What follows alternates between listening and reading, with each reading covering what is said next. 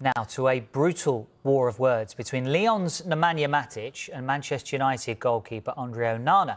It's ahead of their Europa League quarter-final first leg tie.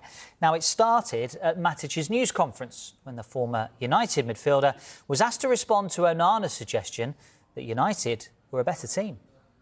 Despite their struggles, they're coming here with a bit of confidence. We spoke to Andre Onana at the end of the game the other day, and he suggested that it's going to be a very tough match, but on paper, United are way better than Lyon, which was a surprising remark. I don't know if you saw it.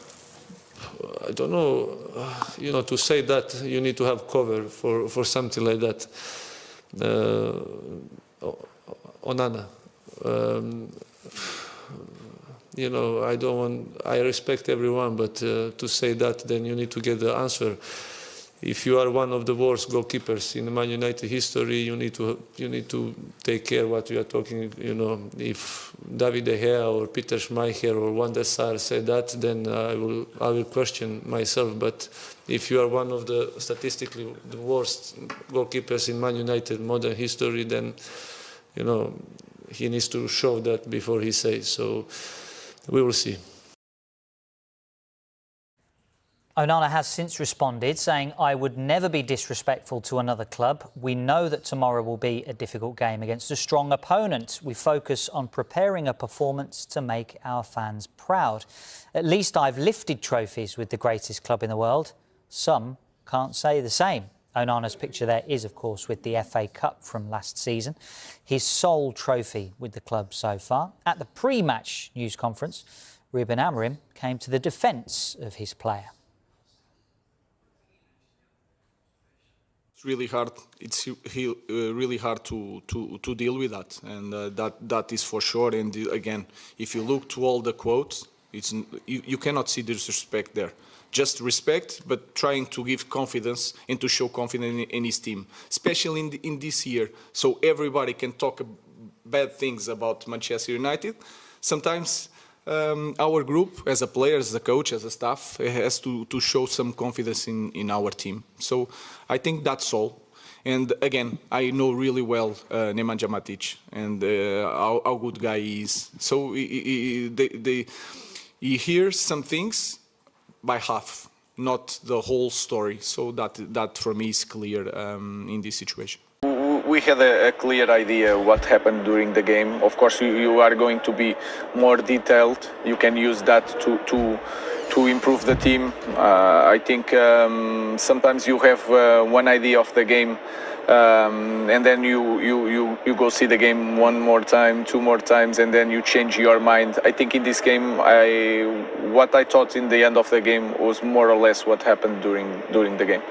You were asked afterwards about Gary Neville's comments. I know you joked he likes to criticise, that's why we pay him the big money.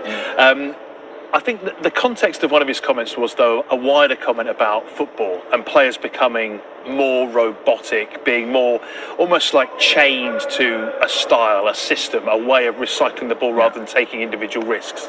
I just wonder, on that point, how would you see football? Are players too fearful, maybe, of wanting to express themselves? I don't think so. I think there was an evolution. You can like it or not, but there was an evolution because you have all the games from the opponent's detail from your departments, so you can understand better the movements that they make. In that evolution, you have to be better tactically. And sometimes I talk about Fletcher. About how he was prepared the games with Sir Alex Ferguson is completely different. There was more a feeling, more that aspect of the individual talent. I think today is not enough, and you can see some of the best teams, especially if you remember the years of Galacticos. They had maybe the best players in the world, but you need to have a connection.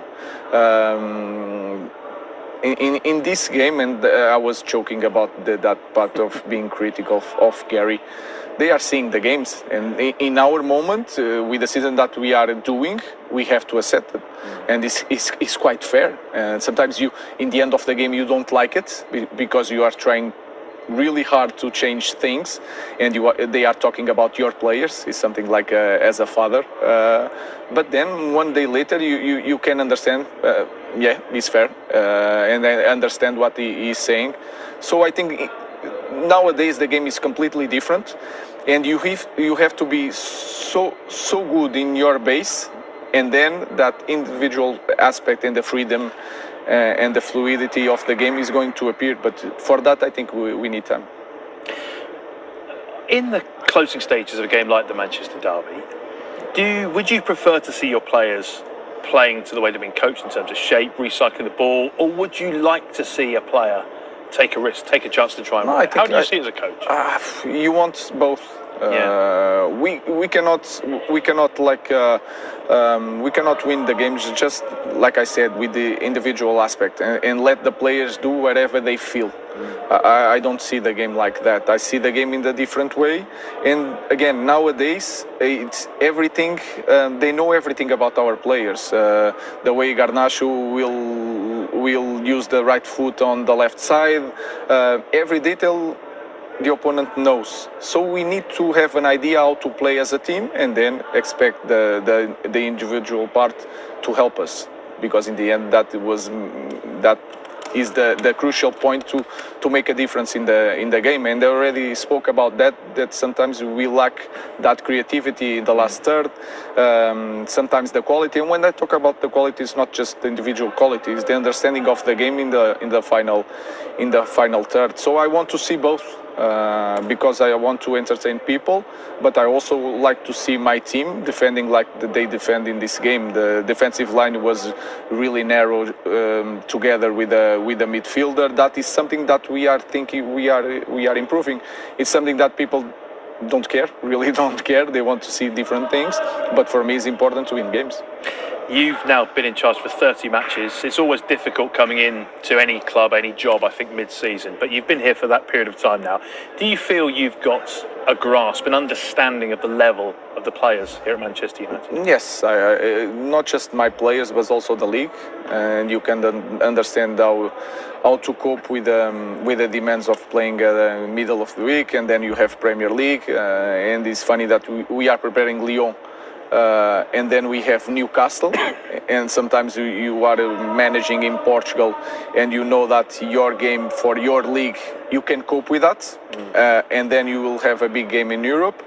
Here sometimes is the opposite. So we are going to face Newcastle after, and the team that they have is really strong. So I think now I understand better the demands of playing in Premier.